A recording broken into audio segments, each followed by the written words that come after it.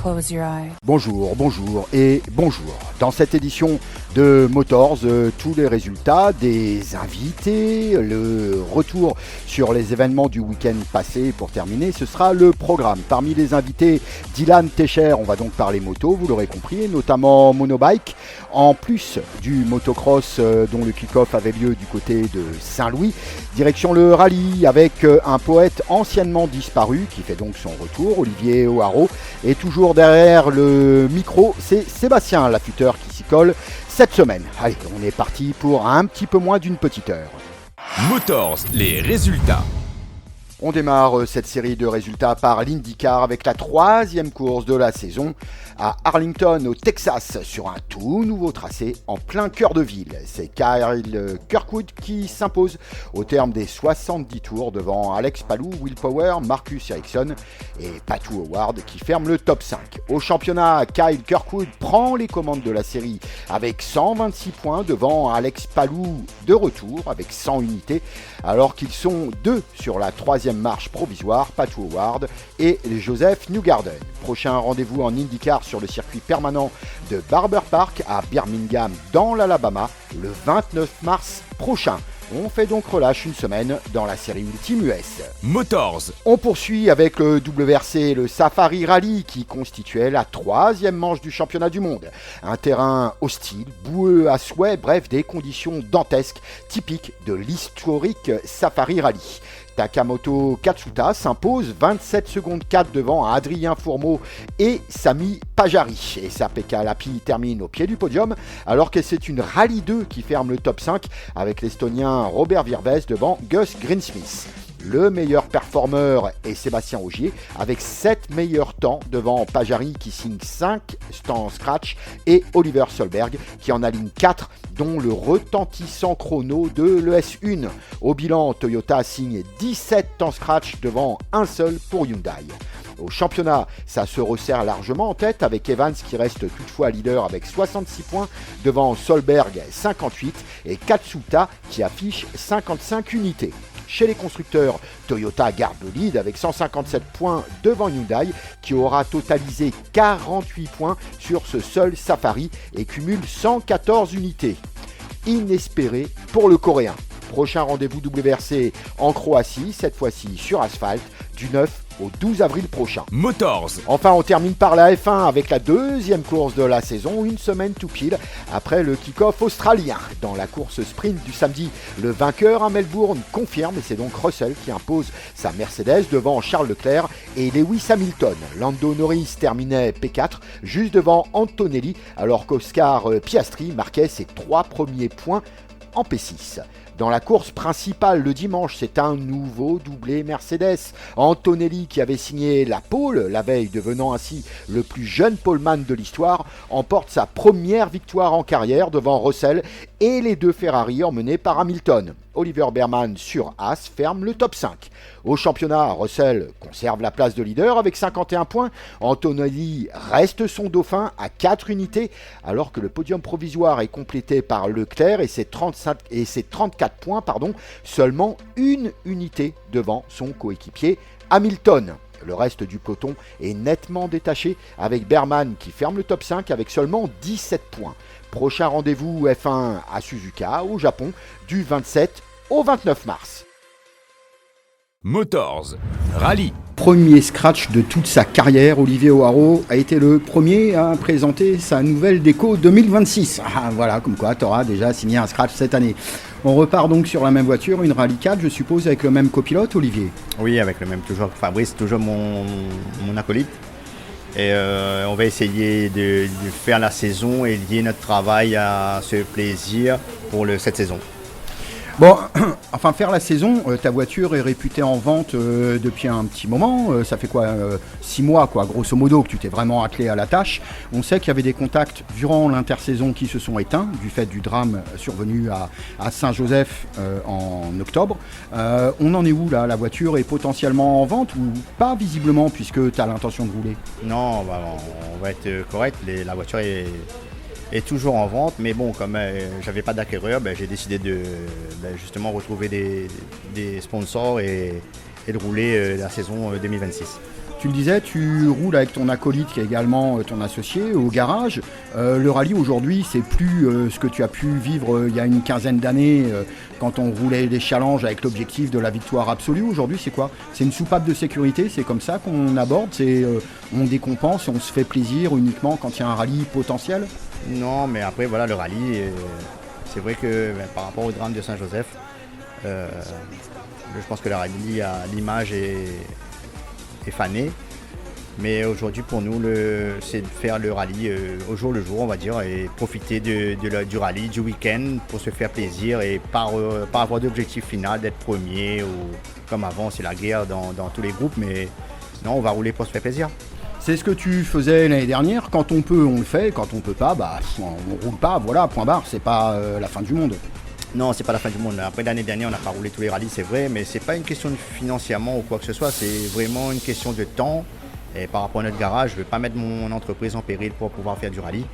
Et on essaie de se faire plaisir. Là, cette année, je dis toute la saison, mais bon, il y a peut-être 2 rallyes ou un rallye, on ne fera pas. Mais l'objectif, c'est de s'amuser. Bon, en tout état de cause, quand on fait de la compète en amateur, le sponsor numéro 1, ça reste la poche droite. Tu viens de l'évoquer. On ne va pas déshabiller ton boulot juste pour du plaisir, finalement. C'est ça le résumé? Non, très difficile de trouver des sponsors. C'est vrai que la poche droite, celle des Fabrice et la mienne, on prend un petit coup. Mais bon, si on veut avoir quelque chose, il faut se donner les moyens. Et c'est vrai qu'aujourd'hui, trouver des sponsors dans cette conjoncture actuelle, c'est très difficile. Donc, si on en a, comme là, on a Bardal qui nous suit, il y a Oyoyen qui nous suit, il y a CMR, il y a quand même pas mal de petites personnes qu'on travaille avec dans notre garage qui nous donnent un coup de main. C'est grâce à eux et grâce aux employés qu'on peut faire notre passion et profiter d'un week-end de rallye. Justement, tu parles des employés. Est-ce que moralement, ils ont l'impression d'être contraints de te suivre en rallye? Non, c'est pas une obligation pour eux. Déjà qu'on n'est pas beaucoup d'employés. Donc aujourd'hui, il y a Florence qui nous suit pour tout ce qui dit les repas, les notes. Et ensuite, il y a Alexandre qui nous donne un super coup de main. Il est toujours là. Même les essais pour les petits réglages et tout ça. Donc non, c'est pas une obligation. C'est du moment, c'est de casser entre le travail et le plaisir du week-end. Sportivement, parce que ça reste quand même un sport mécanique, donc avec un objectif final. L'année dernière, on t'a vu jouer, titiller, chatouiller, enfin potentiellement podium quoi, dans la catégorie. Je pense qu'on a de quoi faire. Le seul souci que nous, on a, Fabrice et moi, c'est qu'on roule pas assez, on n'a pas assez d'expérience. Puis honnêtement, vous préparez pas le rallye comme des dingues non plus. Hein. Non, nous on prépare pas le rallye, on va pas limer comme dit le proverbe. Mais non, on fait ça pour notre plaisir, pour l'image de notre garage, avoir une voiture de rallye. Et personnellement, ça nous fait plaisir d'être dans une catégorie où il y a un vrai challenge, on va dire. Aujourd'hui, le Rallye 4 est bien remonté. Et après, faire partie du top 5, déjà, je pense que c'est bien, c'est une bonne chose.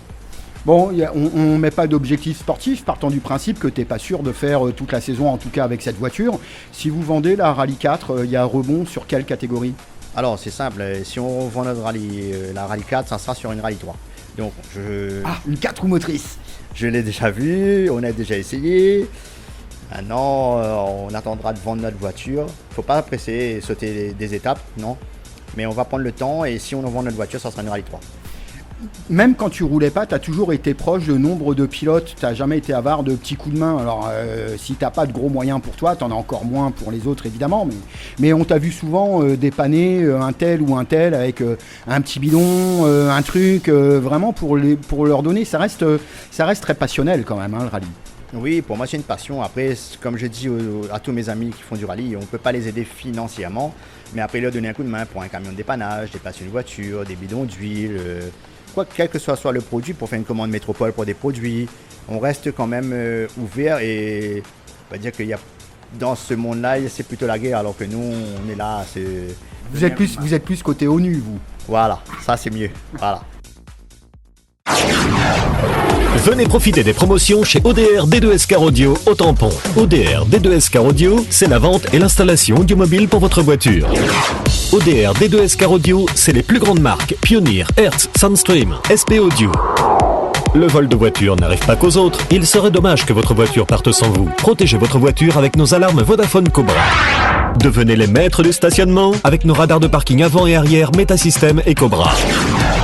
ODR D2SK Radio avec plus de 20 ans à votre service. Retrouvez-nous sur notre site www.autoradio.re. ODR, 80 rue Martinelle-Lacet au Tampon. Contact 0692 874 510. Motors, toute la semaine sur ta radio préférée. Allez, on revient sur l'IndyCar Series qui, si vous la suivez, adore tester de nouveaux terrains de jeu. En 2026, la série posait ses valises pour la première fois dans les rues d'Arlington, au Texas, sur un circuit urbain inédit, serpentant entre deux monuments du sport américain et notamment texan, les TNT Stadium, temple des Dallas Cowboys, et le Globe Life Fields, stade des Texas Rangers. Le tracé mesure 4 km 39 et comporte 14 virages avec une ligne droite de près de 1 km 400, la plus longue rencontrée par l'IndyCar sur un circuit routier ou urbain. Arlington est une piste temporaire conçue pour une apparition ponctuelle au calendrier, un véritable laboratoire à ciel ouvert pour voir si la discipline peut séduire le public texan hors de l'ovale historique du Texas Motor Speedway. La course se disputait sur 70 tours, soit 307 km. Et comme souvent sur les circuits urbains, l'adhérence évolue constamment. Piste poussiéreuse au départ, gomme déposée tour après tour et des bosses urbaines qui rappellent aux ingénieurs que les simulateurs ne savent pas tout prévoir. Le moment clé arrive au tour 55, au freinage massif du virage 12 situé juste devant le Globe Life. Kyle Kirkwood réalise un dépassement spectaculaire sur Alex Palou, triple champion en titre. Freinage tardif, plongé à l'intérieur à la corde, dans ce droite, trajectoire parfaitement contrôlée, un dépassement véritable cas d'école, immédiatement salué par Palou lui-même après la course. Quelques données pour situer le niveau de performance. Le meilleur tour en course est de 1:33,990 et signé par Scott Dixon au tour 66. La vitesse moyenne de la course est autour de 175 km/h, y compris les deux arrêts des leaders, ce qui est élevé pour un circuit urbain. Pour comparaison, Saint-Pétersbourg, en ouverture de saison, totalisait environ 165 km/h de moyenne, typique d'un tracé urbain serré. Phoenix, un ovale, plus de 210 km/h de moyenne, logique pour un anneau à pleine charge. Arlington se situe donc à mi-chemin entre un urbain technique et un circuit routier rapide. Les derniers tours ajoutaient un petit peu de dramaturgie. À 4 tours de l'arrivée, neutralisation après la sortie sans gravité de Christian Rasmussen, parti embrasser un mur. Relance à 2 tours du drapeau à damier, mais dans le dernier tour, au white flag, c'est une collision entre Romain Grosjean et Nolan Siegel à l'arrière du peloton qui provoque une nouvelle full course yellow. La course se terminait donc sous drapeau jaune avec Kyle Kirkwood qui franchit le checker flag largement en tête au vu de sa performance. Cette victoire permet à Kirkwood de signer son premier succès de la saison et surtout de prendre la tête du championnat avec 126 points. Juste derrière, Alex Palou atteint 100 points tandis que Pato Howard et Joseph Newgarden restent au contact avec 93 points chacun. La saison continue le 29 mars prochain sur le circuit permanent du Barber Motorsports Park près de Birmingham en Alabama. Un tracé vallonné et mythique après les murs texans place un circuit où la précision et la vitesse pure feront la différence. Et si Arlington a offert le dépassement du week-end et peut-être même de la saison, Barber pourrait bien offrir la prochaine bataille du championnat. Motors, l'interview. Cette semaine, on colle Dylan Techer derrière le micro. Dylan avec une entrée en matière lors du MX à Saint-Louis qui est peut-être pas à la hauteur de tes ambitions. Déjà, tu t'es préparé comme rarement durant l'intersaison. Moi qui le charriais sans arrêt, tu as perdu une paire de kilos, tu t'es quand même préparé affûté. À Saint-Louis, c'est vrai que c'est un petit peu atypique en termes de motocross. Oui, c'est sûr. Depuis, ça fait 3 ans que j'étais pas vraiment dans le championnat de motocross, j'étais pas à 100%. Cette année, je veux revenir à 100%. Du coup, je fais beaucoup de sacrifices, surtout au niveau du boulot.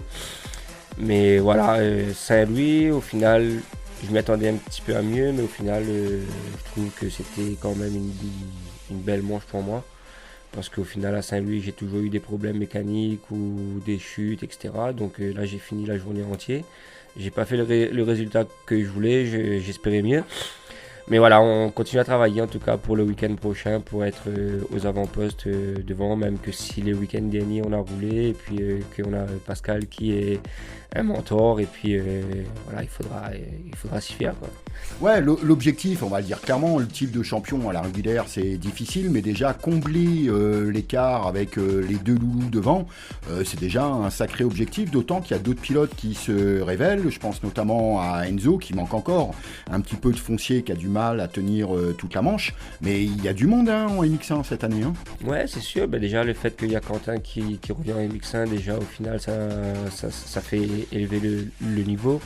Nous, ça nous donne encore plus envie d'aller chercher, même que si nous, notre principal concurrent qu'on a envie de chercher, que pour nous ça serait une victoire, pour nous c'est Pascal, parce que voilà, il est 21 fois champion de la Réunion, du coup au final pour nous c'est vraiment lui la bête à aller chercher, quoi. Et il a su montrer encore, il a pu faire un podium encore le week-end à Saint-Louis avec face à un Obelisco qui est très fort, mais bon, malheureusement il a fait une chute à la troisième manche. Mais ouais, Pascal il est là, et puis pour moi c'est vraiment l'objectif cette année, c'est d'aller chercher Pascal et puis voilà, de se travailler, parce que c'est pas possible à son âge à lui d'être aussi en forme et être devant comme ça. Donc voilà, c'est vraiment moi personnellement ma motivation de chercher Pascal. J'ai pu le faire en 2018. Pour moi, c'était une victoire pour moi, même que si Romain a fait champion. J'ai fait vice-champion derrière Romain, mais devant Pascal Danseuil, pour moi. Mais pour moi, ça reste une victoire. Mais voilà, je vais vraiment aller chercher ça cette année et puis faire devant le vieux loup.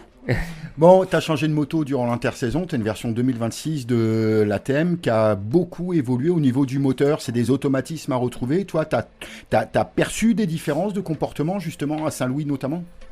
Oui, il y a eu pas mal de changements sur la 2026, mais après pour moi personnellement, voilà, je suis un pilote que je m'adapte un petit peu à tout.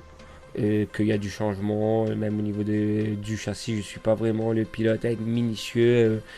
Si la moto n'est pas parfaite, j'arrive. Tu compenses avec le pilotage en fait. Voilà, j'arrive à m'en sortir des fois et je vois des gars chercher des prétextes, mais je dis mais attendez, mais les gars ils sont fous, quoi. Donc voilà, moi je suis vraiment le genre de pilote, que ce soit sur la Jamaïque, enfin en monobike, en supermotard ou en cross, je m'adapte vite vraiment à n'importe quelle moto, donc voilà, ça c'est pas le souci, quoi. Monobike, tu en parles, ouverture de saison c'est le week-end prochain, kick-off du championnat monobike. Tu l'avais annoncé d'emblée, ce n'est plus un objectif, tu es multi-champion en titre de monobike, mais cette année, tu viendras juste comme entraînement vu du supermotard, tu vas pas faire une saison complète là. Alors, ça c'est le sujet de la semaine. C'est le point de crispation un petit peu ou quoi? Non, alors voilà, et pour moi il n'y aura pas de monobike cette année, j'y serai à la première course, mais j'y serai pas sur la 450, j'y serai en scooter. Non. C'est vraiment un défi d'un sponsor à moi qui a voulu vraiment mettre ça en œuvre. C'est qui? Il dit vas-y, balance. Qui t'a forcé la main à rouler en scooter? Du coup, voilà, on va dire que c'est Jackie Seri, le représentant mal aussi Breaking à La Réunion. Et puis voilà, il m'a appelé en fin de semaine dernière que voilà, fallait que je roule et tout. Et il m'a mis un peu le couteau dessous la gorge. Donc j'avais pas le choix de dire non, quoi. Donc au final voilà, j'ai accepté et puis voilà, j'y serai là du coup pour la première course en scooter. Et puis de base je devais pas faire du tout de course, donc voilà, là. Mais pour un motard à La Réunion de ton niveau, la finale du championnat de France supermotard, être dans les petits papiers et être qualifié, ça reste un objectif majeur, je suppose. Toi, tu as roulé en France, tu vas peut-être en retrouver certains que tu as affrontés, mais pour ça, il va falloir s'affûter quand même sur au moins une manche de monobike, non? Ah oui, non, c'est sûr. De toute façon, voilà, on aura des entraînements de monobike, mais il n'y aura pas vraiment de course. Pour nous, voilà, et juste voilà, pour la première course, justement, je me tâte encore. Je vais donner ma réponse demain au team pour voir si je roule. Du coup, comme je roule en scooter, je me suis dit pourquoi pas rouler en 450. Du coup, je pense que je vais faire quand même. Tu vas faire la doublette. Ouais. Comme j'avais fait il y a 2 ans de cela. Mais voilà, du coup, c'est pas encore dit, c'est pas encore acté. Du coup, on va voir au niveau des pneus, etc. si on a les pneus de disponibles. Donc voilà, mais je pense que je vais rouler en 450 ce week-end parce que du coup au final on a un niveau qui est élevé quand même parce qu'on a un Mehdi qui s'est acharné, qui a roulé pendant toute l'intersaison à la piste pour être en forme. Donc voilà, je pense que je vais venir en 450 la première course, mais il n'y aura pas de championnat pour moi, c'est sûr et certain. Mais voilà, il y aura des entraînements après, pareil, comme on dit. Personnellement, moi, à la Jamaïque, que je roule 2 ans ou que je roule pas 2 ans, quand je reviens, je m'adapte vite fait à la piste, donc ça reste les mêmes points de repère. Donc pour moi, c'est vraiment en cross pour la clé du sacrifice pour le supermotard. Justement, le supermotard, comment tu le vis, toi? Tu as roulé en supermote en catégorie, enfin à haut niveau national. Le fait que cette finale pour la catégorie Rennes, le S1, roule à La Réunion, comment tu le vis, toi? Aujourd'hui, tu es motard à La Réunion et organisateur. Comment tu vis cette reconnaissance, quelque part? Écoute, moi déjà, si j'ai pu faire le championnat de France en métropole, c'est que c'est grâce à la finale du championnat à La Réunion que j'ai eu un contrat avec Stéphane Cliquer, que d'ailleurs je remercie, parce qu'au final ça m'a fait découvrir 2 années de supermotard aux France. C'était vraiment des moments extraordinaires. Après nous, voilà, moi par rapport au travail, etc., j'avais des choix à faire. Mais oui, pour moi, je vois ça comme une belle épreuve qui arrive, et puis au final il faudra vraiment montrer qu'on est encore là. Et d'ailleurs on aura un Raphaël Payette qui sera vraiment aux avant-postes cette année, et puis voilà, après on va affronter, je pense, je sais pas, parce qu'il n'y a pas les top pilotes qui vont venir, je pense, au niveau à la finale du championnat de France par rapport à leur contrat, etc. Il y a 12 pilotes qui sont programmés, 15 pilotes pardon qui sont programmés, hein. Ouais, mais d'après ce que j'ai entendu, moi, c'est que déjà il y aura le team SGR, le team favori du championnat de France, parce que Lucas il est plus là cette année, du coup ce sera le team SGR. Donc au final, lui, ils seront pas là. Donc je trouve ça dommage parce qu'au final, ils ont 3 pilotes, ils ont 3 top pilotes, dont Germain, dont Sylvain et Cardius. Donc voilà, c'est 3 pilotes qui sont généralement dans le top 5 du France. Donc voilà, je trouve ça dommage. Mais bon, on verra vraiment au moment voulu. Voilà, parce que je pense pas qu'ils vont laisser filer non plus un titre de championnat de France comme ça. Ouais, 21-22 octobre, hein, ce sera la dernière manche de la saison. Les pilotes, les motards réunionnais viennent pas en spectateurs pour admirer les mecs qui roulent en France. L'objectif, ça va être les taper, hein, parlons clairement. Hein. Ah oui, non, mais c'est sûr. Mais moi, dès que j'avais roulé à la dernière finale du championnat de France à La Réunion, j'avais fini 2e derrière Thomas Charret. Du coup, pour moi, j'étais vraiment content, quoi, parce qu'il y avait vraiment du gros niveau. Et puis voilà, on était à la Jamaïque. J'étais pas très loin de Thomas. Et puis voilà, cette année, c'est sûr et certain que voilà, on ne se laissera pas faire. Mais il y aura du gros niveau, dont Raphaël Payette qui fait encore une bonne saison, qui fait une bonne saison cette année. Du coup, voilà. Ah, ça, on va voir, hein, ça n'a pas démarré encore. Hein. Ça n'a pas encore démarré, mais je pense que Raphaël, il sera l'un des top pilotes cette année en France. Donc je pense que voilà, il fera quelque chose de bien. Donc il connaît la piste de la Jamaïque aussi par cœur. Donc je pense qu'il y aura de belles bagarres, quoi. Motors is back. Grand Prix de Chine 2026. En F1, vous l'aurez compris, Antonelli était littéralement béni des dieux et Mercedes fait le boulot. Shanghai 2026 est une course qui se raconte finalement assez simplement. Ferrari part très fort, Mercedes gagne tranquillement et au milieu, un gamin gagne en faisant quelques erreurs. Oui, tout ça en même temps. Petit rappel utile, la victoire de Lewis Hamilton en sprint, ici même, remonte à 2025, avant d'avoir subi une double exclusion des rouges pour fond plat non conforme. Cette fois, Ferrari ne disparaît plus pour raison de conformité, elle reste, mais elle subit. En qualif, surprise intéressante, McLaren revient au contact des Ferrari à seulement 1/10 au tour. Pendant quelques heures, Woking respire enfin, on se dit tiens, ils sont là. Spoiler, ça ne va pas durer. En sprint, McLaren confirme toutefois l'essai. Lando Norris termine P4 devant le futur vainqueur du dimanche. Et Oscar Piastri signe P6, ses 3 premiers points de la saison. Un petit soulagement après sa déconvenue australienne. Bref, tout va bien. Enfin, jusqu'au dimanche, parce que le dimanche, McLaren annonce un double abandon avant même le départ. Problème technique dans les box, avant même la mise en grille. Impossible à résoudre. Résultat, un week-end prometteur, transformé en fantôme. Au départ, Ferrari est toujours imbattable. À l'extinction des feux en course principale, Ferrari bondit, anti-lag parfait, motricité irréprochable et réaction instantanée. Sur les premiers mètres et les premiers tours, personne ne fait mieux et Hamilton signe le all shot alors que Leclerc se glisse entre Antonelli qui résiste bien et Russell P4. Ensuite, Mercedes impose son rythme, 0,5 secondes au tour plus vite que Ferrari, une fois la course bien lancée. Et ça suffit largement. Ferrari ne s'écroule pas, certes, elle recule lentement, proprement, méthodiquement. Les chiffres des rythmes de course en 2025 entre 1,36 et 1,38 pour les leaders et en 2026 entre 1,38 et 1,40. Plus 2 secondes au tour avec cette nouvelle réglementation. Une F1 plus lente mais beaucoup plus exigeante. Au final, Andrea Kimi Antonelli s'impose, mais son week-end est loin d'être parfait. En sprint, on remonte notamment un accrochage avec Isaac Hadjar durant la course, plusieurs erreurs dont une grosse glissade dans le dernier virage à l'avant-dernier tour en course principale. Mais la voiture lui échappait quelques mètres, puis il la reprenait moins. Et là, miracle, les dieux de la F1 avaient décidé que c'était son jour. Sur le podium, l'hymne italien retentit et cette fois ce n'est pas pour Ferrari. Il faut remonter à Giancarlo Fisichella en Malaisie 2006 pour avoir entendu la Fratelli d'Italia pour un pilote. 20 ans, une génération complète. Antonelli, qui a 19 ans cette année, n'était même pas né.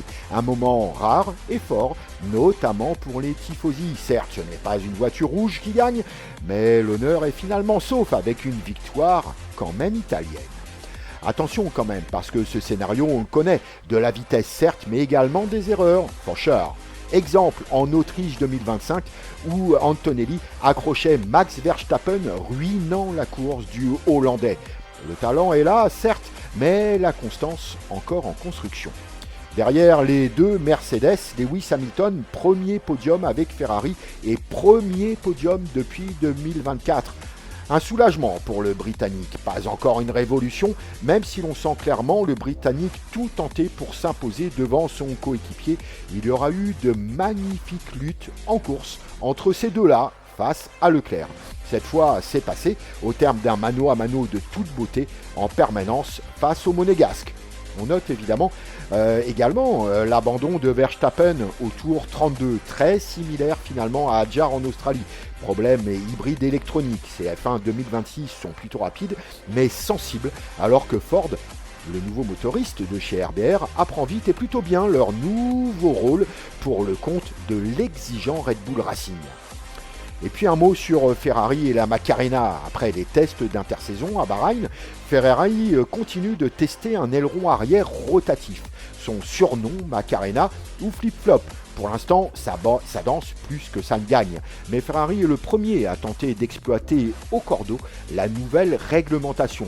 Pas encore en course, mais il y a fort à parier que ce dispositif soit présent en run dès que de menus soucis de fiabilité auront été fixés par la Scuderia.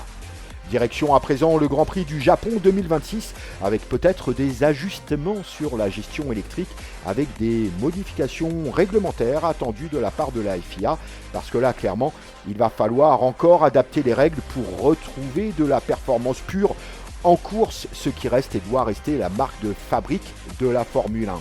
Ces accélérations le long des lignes droites avant qu'on entende très clairement le régime moteur s'effondrer ne sont pas dignes du sport roi de l'automobile. En conclusion, Shanghai 2026 est limpide, Ferrari part devant, Mercedes gagne et McLaren a disparu. Pour l'essentiel, Antonelli gagne avec un regard indulgent des dieux de la F1 et l'Italie retrouve un vainqueur après 20 ans. Le reste, ça joue encore, mais à coups de watts. Venez profiter des promotions chez ODR D2S Audio au Tampon. ODR D2S Audio, c'est la vente et l'installation du mobile pour votre voiture. ODR D2S Audio, c'est les plus grandes marques Pioneer, Hertz, Soundstream, SP Audio. Le vol de voiture n'arrive pas qu'aux autres. Il serait dommage que votre voiture parte sans vous. Protégez votre voiture avec nos alarmes Vodafone Cobra. Devenez les maîtres du stationnement avec nos radars de parking avant et arrière Metasystem et Cobra. ODR D2S Car Audio avec plus de 20 ans à votre service. Retrouvez-nous sur notre site www.autoradio.re. ODR, 80 rue Martinelle-Lacet au Tampon. Contact 0692 874 510. Motors, Rallye. Safari Rallye Kenya 2026 qu'on pourrait sous-tendre, survivre, comprendre et gagner. Le Safari Rallye, ce n'est jamais une course comme les autres. C'est un test, un tri naturel, une épreuve où la vitesse ne suffit pas, et loin s'en faut, et où la lucidité fait toute la différence. En 2026, le Kenya a encore fait parler la poudre, ou plus exactement la boue. Un début de rallye sous contrôle trop parfait. Les premières spéciales donnent une impression très claire. Toyota est largement au-dessus. Les GR Yaris Rallye 1 dominent tout grâce à leur moteur 3 cylindres spécifiques. Motricité, couple moteur, certes moins de puissance pure sans doute, mais d'une efficacité redoutable en rallye. Ajoutez à cela une lecture du terrain exemplaire des équipages et vous obtenez le résultat de la première étape, un quintuplé provisoire avec dans l'ordre Solberg Evans, Ogier, Katsuta et Pajari. Derrière, ça subit déjà, Hyundai est en difficulté thermique avec de récurrents problèmes de surchauffe. Ford, ou plus exactement M-Sport, est en retrait comme d'habitude. On pense assister à une nouvelle démonstration de Toyota qui est littéralement à domicile en Afrique depuis la réintroduction du Safari en 2021. Au Safari, ce genre de scénario n'est pourtant jamais écrit d'avance et tout peut basculer à n'importe quel moment, surtout dans les conditions de folie rencontrées cette année. Le tournant ? Sleeping Warriors, le S13, samedi matin, tout bascule. Cette spéciale de Sleeping Warrior porte bien mal son nom et va se dévoiler au fil des passages. C'est en fait une véritable embuscade, boue épaisse sous forme de baignoire dans lesquelles les voitures ne dépassent pas les 20 km/h, des ornières profondes et une visibilité catastrophique. Et là, en quelques kilomètres, Evans s'abandonne alors que Solberg et Ogier terminent, mais cassent sur la liaison vers le parc d'assistance. La cause, une boue qui s'infiltre partout, des alternateurs détruits et une mécanique à bout. Bilan, 3 Toyota éliminés et qui plus est, les voitures de tête largement devant le reste de la meute. Et tout ça sans combat direct. Dans ce chaos, un pilote change d'approche, Takamoto Katsuta. Il ne force plus, il gère, et pourtant lui aussi a galéré le samedi matin. Double crevaison, pas de roue de secours, mais une adaptation permanente. Là où les autres attaquent, lui comprend. Au Safari, finir vaut plus que briller. Et puis il y a l'homme Katsuta, c'est le chouchou du paddock, parlons clairement. Toujours souriant, toujours humble, toujours accessible, il est un profil à part. Après ses années karting, il y a ses 12 ans, il souhaitait évoluer en monoplace pour se diriger vers la F1. Mais vite repéré, il est orienté vers le rallye. Il est notamment pris sous son aile par Tommi Mäkinen et s'installe à Jyväskylä en Finlande de longues années à partir de 2015 pour apprendre son métier de pilote sur des pistes rapides. À l'arrivée, émotion totale, larmes et finalement sourire immense, contrairement à ce que sa culture japonaise impose. Sur le podium, douche de champagne, célébration sans retenue et une ovation générale, y compris dans la salle de presse. Rarissime, un contraste presque inattendu, mais parfaitement sincère, parce que cette victoire dépasse le simple résultat. Le dernier japonais vainqueur en WRC était Kinjiro Shinozuka, c'était en 1992 sur une Mitsubishi Galant VR4 en Côte d'Ivoire, le fameux rallye Bandana. Plus de 30 ans d'attente et Katsuta n'était même pas né puisque le vainqueur du Kenya 2026 a 32 ans tout pile cette année, un symbole fort pour tout le rallye mondial. Pendant ce temps, on revient au rallye. Lors de la deuxième étape, Thierry Neuville était contraint à son tour à l'abandon avec une double crevaison, puis une transmission HS. Toujours chez Hyundai, Fourmeau, désormais P2, gère intelligemment alors que Lapie roule pour terminer. Il ne restait que 6 Rallye 1 encore en course avec une Rallye 2 dans le top 5. En 2026, le Safari redevient ce qu'il a toujours été, malgré son raccourcissement pour correspondre aux standards du WRC depuis 2021. Une épreuve d'endurance mécanique. À partir de là, tout le monde change de logiciel et on ne cherche plus du tout à moissonner des temps scratch, même si Fourmeau en colle un dans le S14 pour la gloire. Il sera d'ailleurs le seul scratch pour le constructeur coréen. On cherche avant tout à finir. Les voitures sont abîmées, les pilotes calculent et ceux qui restent avancent. Derrière, le spectacle continue notamment en WRC2 comme nous l'avions pressenti la semaine passée dans Motors.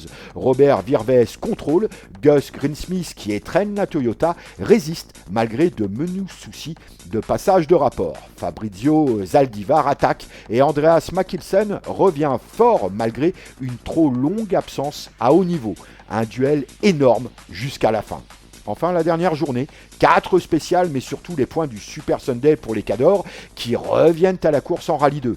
Devant, Katsuta contrôle, Fourmeau sécurise et Pajarri verrouille.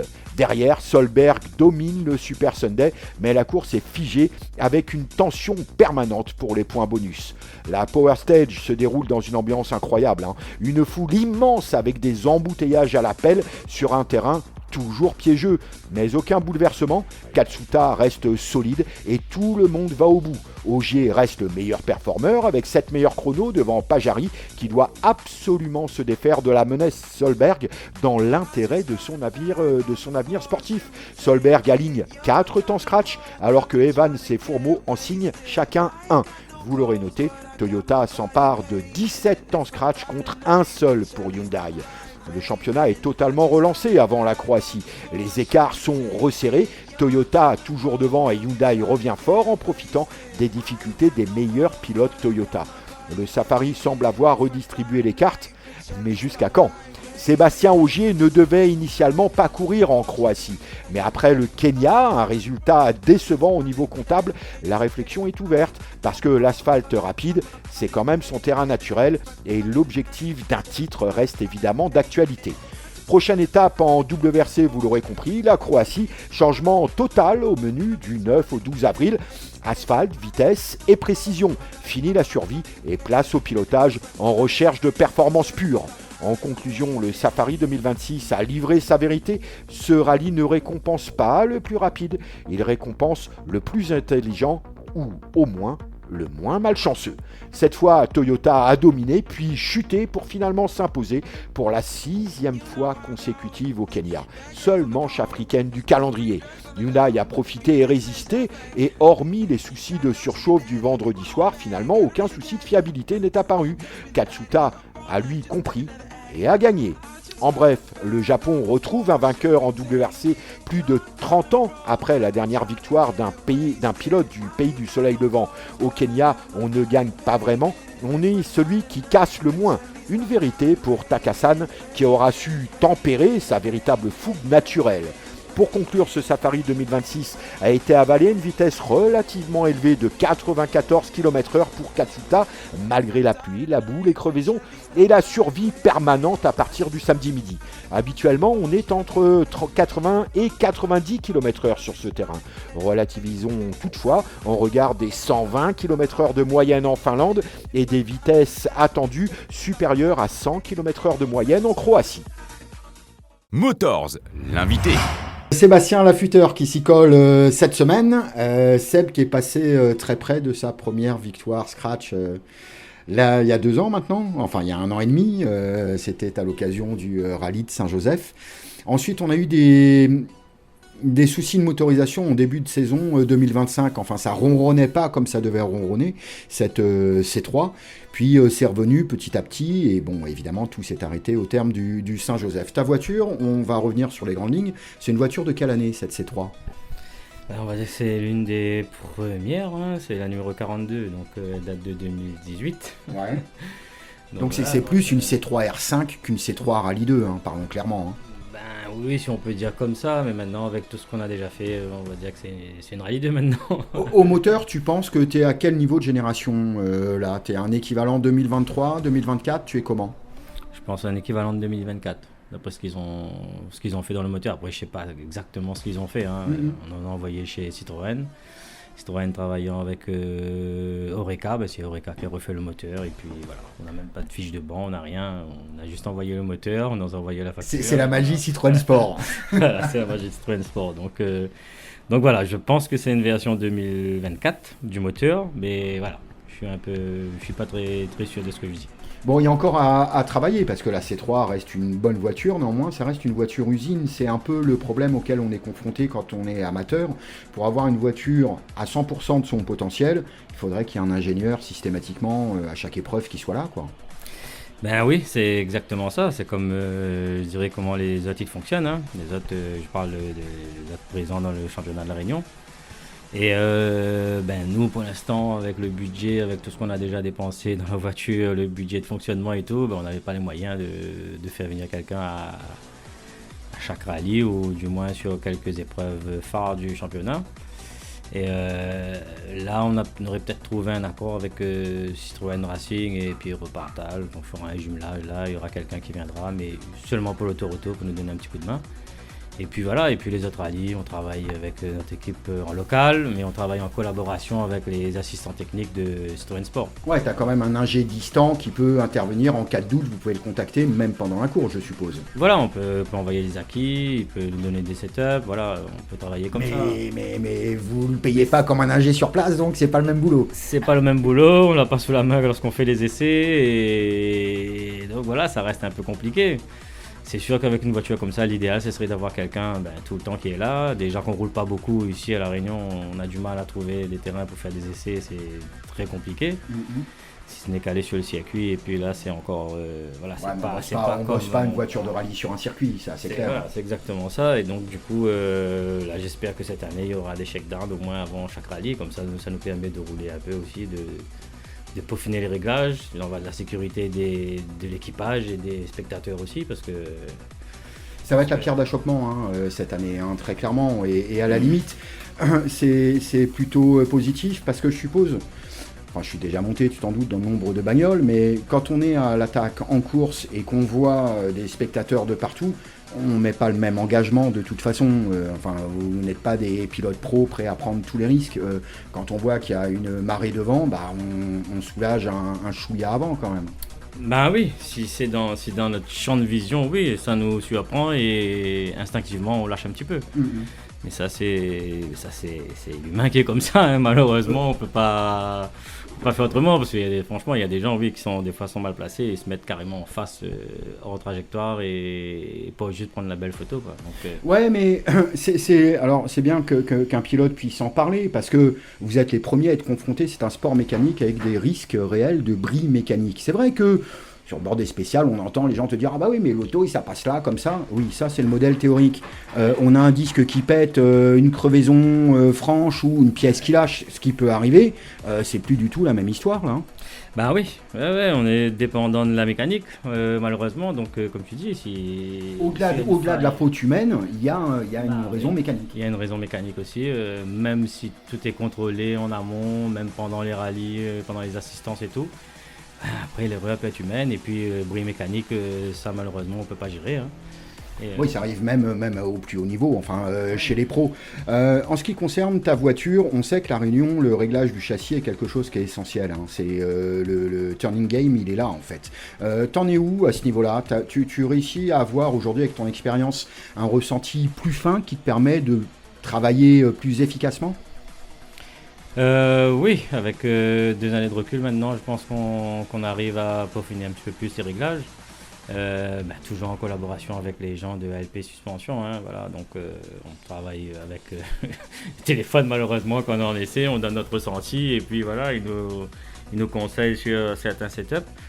Et puis il y a la suspension. Après, ces voitures, comme tu disais tout à l'heure, c'est des voitures hyper pointues et il y a tellement une possibilité de réglage là-dessus que ça reste compliqué. Mais ça va, on avance dans le bon sens, je pense. Ouais, parce que beaucoup n'ont pas conscience qu'une voiture conçue comme une voiture usine, comme peut l'être la C3, contrairement à une voiture dite client, comme la Skoda par exemple, c'est qu'on est vraiment sur une marge d'exploitation très fine sur la version usine, en fonctionnement on-off. C'est pas que ça marche moins bien quand elle n'est pas réglée, c'est que ça marche plus du tout, hein. Oui, effectivement, oui. La C3, il faut vraiment trouver le bon setup pour que ça fonctionne. Hein. Et ne pas jouer une fois qu'on a trouvé aussi. Enfin, il ne faut pas changer à tout va, toutes les spéciales non plus. Donc, voilà. Le mieux est l'ennemi du bien. Voilà. Il y a ça. Après, oui, pour avoir roulé avec la Skoda, oui, la Skoda, c'est la voiture qui va, on va dire, à tous les pilotes. Ça fonctionne. C'est une voiture cliente. Hein. C'est une voiture cliente qui fonctionne avec n'importe quel pilote et assez facile à conduire. Comparé à la C3, je veux dire, qui est beaucoup plus pointue et qu'il faut aller chercher beaucoup plus dans les réglages pour être performant. Ouais, pour qu'elle soit efficace, elle a une plage d'utilisation plus fine que la Skoda, qui a une marge de tolérance un peu plus grande. En ce qui concerne ton niveau aujourd'hui, je le disais, hein, au Saint-Joseph 2024, tu frôles la victoire, tu frôles dans une corde d'ailleurs, la victoire qui te vaut une crevaison et la perte de cette première victoire. Aujourd'hui, sur le plateau, tu connais mieux la C3, tu es une voiture quand même performante. Tu te situes où? Est-ce qu'un podium à la régulière est jouable? Ou un podium, c'est déjà, mais c'est énorme d'arriver à signer un podium. Ben oui, là avec le plateau qu'il y a, d'après les ondits, il y aura encore d'autres nouveaux pilotes qui arriveraient dans la catégorie cette année. Oui, elle a un podium, là il faudra se tirer le doigt du nez là, pour monter sur un podium. Même avec même la Porsche, on a vu que sur les spéciales, même sur les spéciales sinueuses ou pas, ça dérangeait pas plus que ça, ça fonctionne quand même. Mais oui, là, je pense que déjà un top 5, c'est déjà bien. Mais après, arriver sur un podium, on va dire que ce serait l'objectif de cette année. Là, on a 2 années de recul, on a eu quelques péripéties depuis 2 ans. Beaucoup de péripéties, beaucoup d'erreurs un peu de ma part aussi, sur l'autoroto, sur le rallye de Saint-Jean où on frôle. On n'a même pas touché une corde, on a juste frôlé un truc, mais dans le petit raccourci où j'étais jamais passé. Et voilà, donc ça nous coûte la victoire, et puis voilà, c'est la loi du sport. J'ai une question très fine, il ne faut pas qu'elle soit dérangeante, hein. Mais quand on sait que c'est super compliqué même d'aller chercher un podium, mettre autant d'argent dans une Rallye 2, est-ce qu'on se dit a posteriori, finalement une Rallye 3 c'est aussi amusant, des budgets moindres? Quel est ton regard là-dessus? Ou alors le plaisir que vous retirez dans la Rallye 2 compense largement cette différence? Comment tu te situes, toi? Écoute, déjà, une Rallye 2, c'est un max de plaisir. Hein. Je veux dire, ça, je souhaite à n'importe quel pilote de rallye qui n'a jamais roulé d'une Rallye 2 de moins essayer ça au moins une fois dans sa vie. C'est vrai qu'on prend un maximum de plaisir. Après, parce qu'on va parler clairement, c'est l'acquisition plus une saison complète à La Réunion. La première année, tu t'en mets pour entre 200 et 250 000, quoi. Faut parler clairement. Hein. Ouais, c'est ça. C'est exactement ça, ouais. Après, on va dire qu'on a des partenaires qui nous suivent sur la partie budget de fonctionnement. Après, l'achat de la voiture, reste quand même assez personnel. Comment on vit ça, justement? Est-ce que est-ce que tu penses, est-ce que tu as déjà roulé une Rallye 3 et est-ce que tu penses que le plaisir de la Rallye 2 est largement supérieur à celui de la Rallye 3 et justifie cette différence d'investissement et de frais de fonctionnement? Ben non, j'ai jamais roulé dans une Rallye 3 et à l'époque où j'ai acheté la Rallye 2, il n'y avait pas de Rallye 3. Il t'est arrivé au mauvais moment, un an trop tôt finalement. Donc voilà, peut-être que j'aurai l'occasion d'essayer par la suite, mais là pour l'instant, écoute, je ne vais pas m'en plaindre, hein. J'ai une Rallye 2, je profite au maximum de la Rallye 2. Après, comme je te disais, hein, l'objectif cette année, ça sera de s'améliorer et d'aller chercher au maximum les places de devant. Ouais. C'est-à-dire réduire l'écart par rapport au groupe de tête et si possible jouer le coup à chaque fois que c'est possible. Voilà, bien sûr. Ouais, bien sûr. C'est carrément l'objectif. Venez profiter des promotions chez ODR D2S Car Audio au Tampon. ODR D2S Car Audio, c'est la vente et l'installation du mobile pour votre voiture. ODR D2S Car Audio, c'est les plus grandes marques Pioneer, Hertz, Soundstream, SP Audio. Le vol de voiture n'arrive pas qu'aux autres. Il serait dommage que votre voiture parte sans vous. Protégez votre voiture avec nos alarmes Vodafone Cobra. Devenez les maîtres du stationnement avec nos radars de parking avant et arrière Metasystem et Cobra. ODR D2S Car Audio avec plus de 20 ans à votre service. Retrouvez-nous sur notre site www.autoradio.re. ODR, 80 rue Martinelle-Lacet au Tampon. Contact 0692 874 510. Motors, le programme. Attachez les harnais, le week-end arrive et plutôt chargé, pas qu'un peu, hein. Petit tour d'Horizon Express des terrains de jeu de ce week-end. En Rallye Raid, le Portugal Acte 2, le championnat du monde de Rallye Raid W2RC enchaîne après le Dakar en ouverture de saison. Direction cette fois le Portugal pour la deuxième course de la saison. Départ mardi, c'était hier, arrivé dimanche. Changement d'ambiance au programme, moins de sable, plus de pistes rapides, une navigation toujours décisive et des écarts qui peuvent fondre ou littéralement exploser. Après le Dakar, c'est le moment de confirmer ou de recoller. Motors. Le MotoGP revient avec le Grand Prix de Goiás au Brésil sur l'Autodromo Internacional Ayrton Senna. 3 km 835, 14 virages, 9 à droite, 5 à gauche, un sens horaire et une ligne droite de 994 mètres. Goiás est un circuit particulier et au-delà de sa première inscription au calendrier depuis 1989. Il y a donc 37 ans qu'on n'avait pas roulé sur ce circuit. C'était alors en 500 avec des carburateurs. Le dernier MotoGP au Brésil remonte quant à lui à 2004 avec Rio à Jacarepaguá. Goiás est constitué d'un enchaînement rapide avec très peu de stop and go. Un énorme freinage en bout de ligne droite puis de longues courbes rapides qui maltraitent l'avant. C'est fluide, presque élégant, mais si tu hésites, le chrono te sanctionnera immédiatement. On parle même d'un des circuits les plus rapides du calendrier. Les points à surveiller, des vitesses moyennes élevées, des écarts serrés probablement, et des dépassements au freinage du T1. Buriram testait la puissance, Goiás teste la confiance. Les horaires pour retrouver ces courses en heure de la Réunion évidemment, les FP1 vendredi à 18h05, les qualifs samedi à 17h50, la course sprint samedi soir à 22h et enfin la course principale de 31 tours en MotoGP dimanche soir à 22h. Motors. Également au programme, la Formula I pose ses valises en Espagne avec un nouveau tracé à Madrid. C'est la 6e manche déjà de la saison. Au classement, Pascal Wehrlein sur Porsche est en tête avec 68 points devant Eduardo Mortara pour Mahindra 62 points et le podium provisoire est complété par Oliver Rowland sur Nissan avec 49 points. Le circuit est inconnu et donc les cartes possiblement rebattues. Horaire pour la Réunion, les premiers essais vendredi à 19h30, les qualifs samedi à 13h40 et la course toujours samedi à 18h05, le tout en heure Réunion, vous l'aurez compris. Motors. En MXGP, direction l'Andalousie. Après l'Argentine, cap sur l'Espagne. Les terreux posent les bottes pour le Grand Prix d'Andalousie à Almonte.